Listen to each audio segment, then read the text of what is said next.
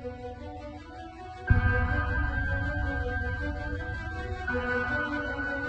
Jungle.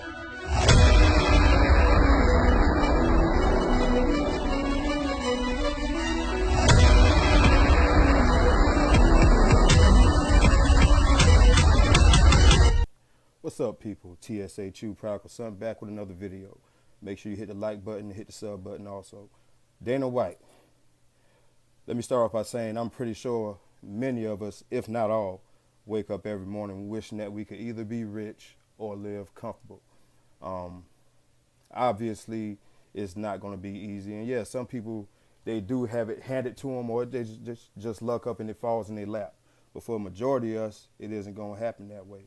But this video, Dana White basically describes everything that he went through from the beginning till now, and all the sacrifices and everything he had to make, how hard it was. But this video was very inspirational, so I'm going to go ahead and let you listen to it. Till next time I'm out. You know, I didn't grow up with money. We weren't rich by any means, but we took this business from zero. Now the company's worth $7 billion. What's the worst thing that can happen if you try? You just have to keep grinding every day. Every day you get up. When you're at home, like you're dreading Monday, man, stop. Stop and get another job because you're in the wrong place. That's not healthy for you.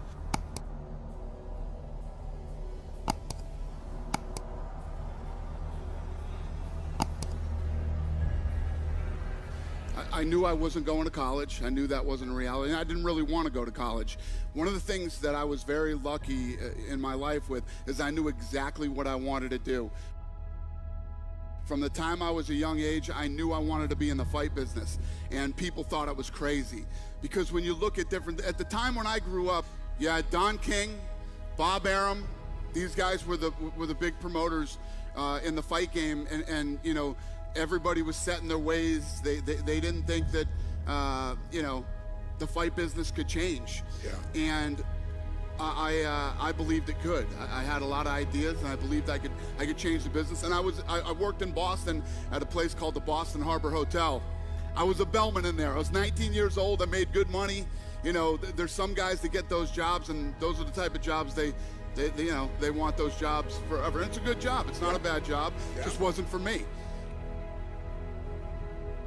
I was literally standing in the lobby one day, and I'm like, what the hell am I doing here?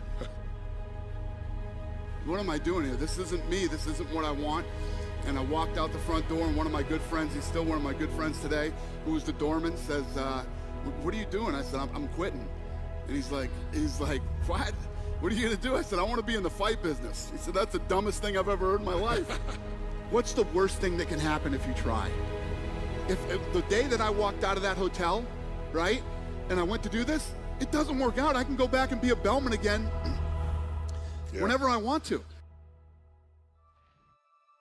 I always knew what I wanted to do, and every day when I woke up, I would work toward that goal. I didn't even have a car. I had a mountain bike that I, you know, rode everywhere in town with, and I had a Walkman. For those young kids, you don't know what a Walkman is, but I had a Walkman. And I used to listen to Awaken the Giant Within and Personal Power. I listened to both of those tapes. Everything that was in there is absolutely true, makes sense, and applies to everybody's life. It really does.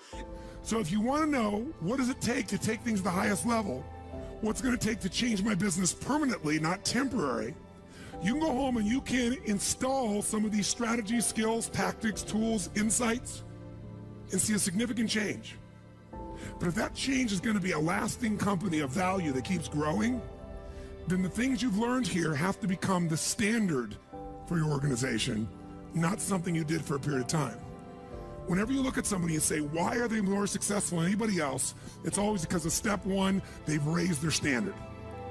If you go back home and you want to change your life in any way, personally, professionally, or your company, as boring as it sounds, as stupid as it ain't it sounds, you might say, I spent all this time, this energy, this money, and you're gonna tell me to raise my standards? Yes. Because even though that's not sexy, it is the only thing that creates lasting change. Yeah, so there was a kid in Boston, his name was Peter Welsh, and he's actually like a street fighting and boxing legend in town, and everybody had heard of him. And I literally sought this guy out. I went to him and I said, I know this is crazy, you don't know me, but I want to work with you. You don't have to pay me. I want to learn everything that you can teach about the fight game. And I worked under this guy for like 3 years. Wow. And I did everything from, from boxing to corner work. I was a referee in fights. I managed guys, everything you could possibly do. This guy was my sensei in the fight game, and he took me under his wing, and nothing bad with having a guy that works for you that you don't have to pay either. That doesn't suck. So I worked hard for this guy. I learned everything, and then I eventually moved out to Vegas. A buddy of mine, Lorenzo Fertitta, we went to school together, and when I came back to Vegas, a mutual friend had a wedding, and we both went to the wedding. We bumped into each other, and he had just got on the Nevada State Athletic Commission, and he heard that I was doing boxing out here, and he said, I want to hook up and start training. So we got together on that Monday, which was in 1995, and we've been together ever since. The owner of the UFC at the time was a guy named Bob Meyerowitz out of New York. One day on the phone, it just all erupted, and he said, you know what, there is no more money. It's all over. This thing's in trouble. I don't even know if I have enough money to put on one more show. Wow. And I said, interesting. Okay. So we hung up. I called Frank and Lorenzo. They were, and who would become my partners, and they were in Florida at the time. They owned Station Casinos here in Las Vegas, local casino. And I said, the UFC's in trouble, and I think we should buy it. I think we could buy this thing. We started making some calls. A month later, we bought the UFC for $2 million. $2 million. And sold it for? $4.025 billion. So we bought it for $2 million. You hear $4 billion, that sounds great, but the burn of almost $40 million was not fun, and it was painful, and What did Lorenzo and Frank say about that? Was there a point when they were at a breaking point? Yeah. Lorenzo called me one day and said, I can't keep doing this, man. I can't keep burning all this cash, and I need you to get out there and find out what you could sell this thing for. So that day I made a bunch of calls. That night I call him when he's on his way home, and I said, you know what? Maybe $6-7 million bucks. We're in almost 40. I think I could get 6 or 7 million. And he said, okay, I'll call you tomorrow.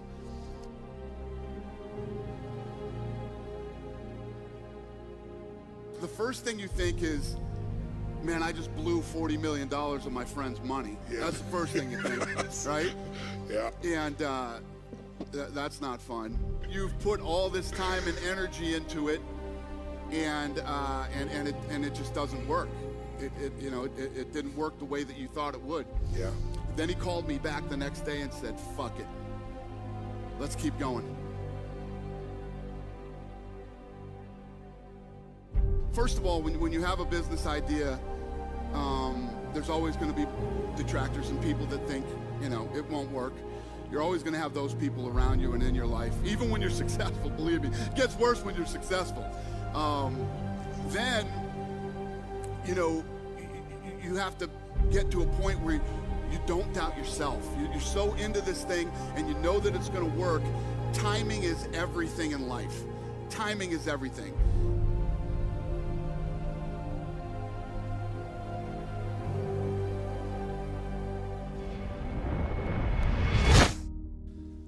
We took this business from zero to where it was. We create zillions of dollars in taxes, all these different, all the people that we employ all over the world, that when we go into the economic impact we have on cities, when we go into their cities, all this stuff, we're a monopoly now. We're being looked at as a monopoly. So we're spending, $7-8 million a year trying to defend ourselves from the government as monopoly.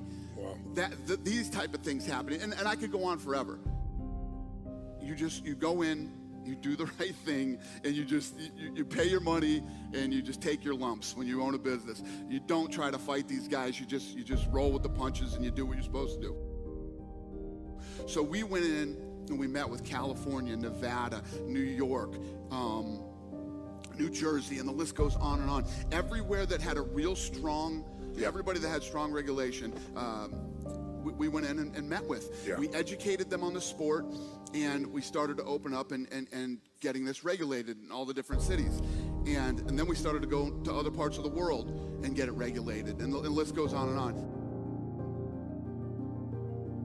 Then I had to fly from state to state and meet with all the reporters. You start meeting with the, from the New York Times to the this, that, local sports reporters who cover sports every night in your hometowns. I literally flew around the whole country doing this for years. Yeah. And nothing happens overnight.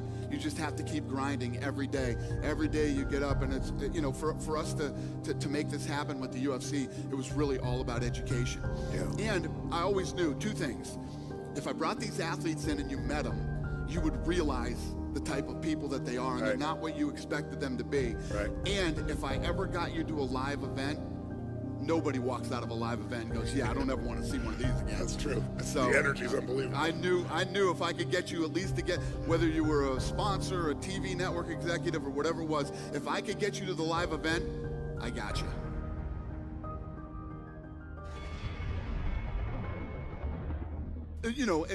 When you talk about manifesting your own destiny talking about, that is Ronda Rousey, that is Conor McGregor, that is any of these successful people that you meet, that's who they are, and that's exactly what they do. It's a fact.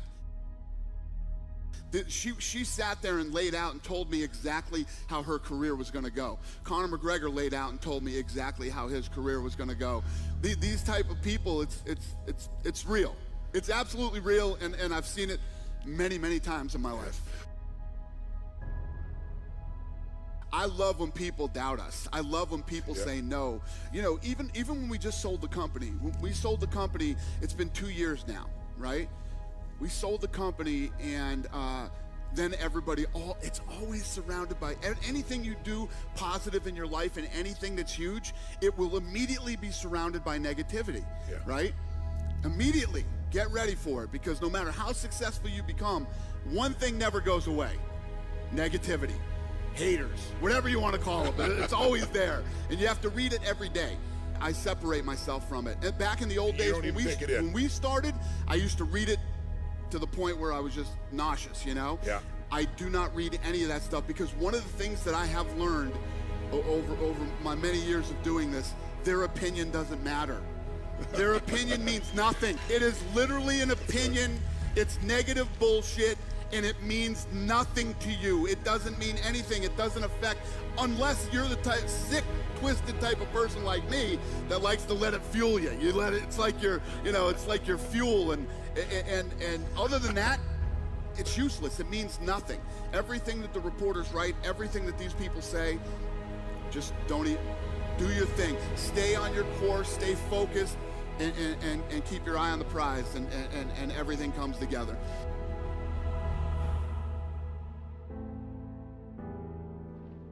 I love that stuff. So now I just tune it out. I do my thing. When we first bought the company, when Ari bought the company, and he overpaid for it. Overpaid for it. These guys are in big trouble now. Now they have so much debt hanging over their head. They're this, they're that. Their TV deal is up with Fox. All this stuff's going back and forth. So, and a lot of these things are true. Our TV deal is up with Fox. We do have a lot of debt, but these are all things we knew going into it. And then everybody keeps asking me, why did you stay? When you make that kind of money, there's always this thing about fuck you money. Everybody knows that term. Oh man, I'm gonna tell the boss to kiss my ass if I ever get that lottery, or I hit this or hit that. If you're looking for fuck you money, you're in the wrong place already. You already know you're not in the right place, okay? Because there's no such thing. I just made more money than I ever dreamed I would make. I don't want to leave. What am I gonna do? Where am I gonna go? Listen, I've been on trips and stuff. I can't stand 3-day weekends. I hate 3-day weekends, man. I'm like, man, I want Monday to come again. That's how much I love what I do. If that's not your mentality every weekend when you're at home, like you're dreading Monday, man, stop. Stop and get another job, because you're in the wrong place. That's not healthy for you. So I made all this money, but Ari gave me my ownership to stay, so I stayed. And now we just did a deal with ESPN for $1.5 billion. 5 years. For 5 years. Yeah. Now the company's worth $7 billion. First of all, when you're in that position, we didn't need any money. And everybody's telling me, oh my God, you made, $360 million, you made this, you made that. I already had money. I had money. I had bought a lot of stuff that I had always wanted. Really about that you love what you're doing, and it's about the journey. The people you're doing with it, that you're having fun. You're getting up every day, and you're all working toward the same goal, whatever it might be. It's a very fulfilling feeling. It really is a very fulfilling feeling, because I've been where most people have been. I've been in the shitty job that you're just trying to pay your bills and you're trying to make ends meet, and you're miserable. You're doing it because you have to do it, because you have to pay your bills, because you need money. Once you break out of that and you find what it is you truly love to do, it's really not work. It's actually fun, and you enjoy every day of your life. Every one of us is a fighter. Every day you get out of bed, when you get out of bed every morning, right, you get up out of bed, life is standing right there to kick you in the face. Ready, leg cocked, ready to go to kick you in the face, because every day when you get up, bad shit's coming at you, right? Forget about work, your personal life, everything. Car don't start, to this, to that. Life is ready to get you, and you got to get up and you got to fight through that bullshit every day. You have to. Can't roll over, man. You got to fight through all the shit that life throws at you. Then you get to a point where life's throwing a bunch of shit at you. Now work's throwing a bunch of shit at you. Your business that you have to fight for every day. And you have to get up, and you have to have that to get up and fight every day, man. And once you get into it and you start fighting, it becomes addictive. You actually like it. I love competition. I love things I love adversity. I love when adversity comes at us. I love solving problems. I love, in personal and professional life. I really do like. When we bought this company, ESPN would not cover us, wouldn't talk to us, wouldn't meet with us. January 1st, we're on ESPN with one of the biggest deals they've ever cut in combat sports history. So it took 18 years.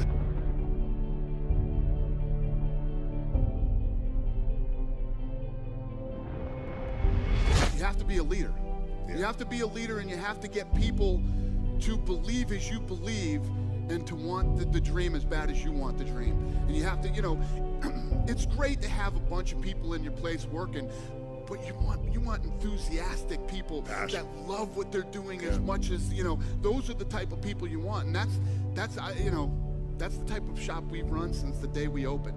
What makes somebody a great leader? Well, I think part of it is setting by example. I think that they have to see that you're out there willing, don't just come up here and tell us a bunch of bullshit, and they have to believe that you truly believe, and that's truly you're as in love and as passionate about what you're talking about. And you'll do whatever it takes. Exactly. Yeah. And so you have to be able to talk to people. You have to be able to motivate people. You have to be able to get people to believe as you believe in what they're doing, to love it as much as you do. Yeah. In my experience, that's what it takes. It's worked for me. I want you to be you. I don't ever want you to act like somebody else, because it's not genuine. It's not authentic. From what I've learned, and as I look back on my life, everything in life is about timing. Yes. It really is about timing. The right time, the right place, the right everything. And I also believe that you create your own timing in life too.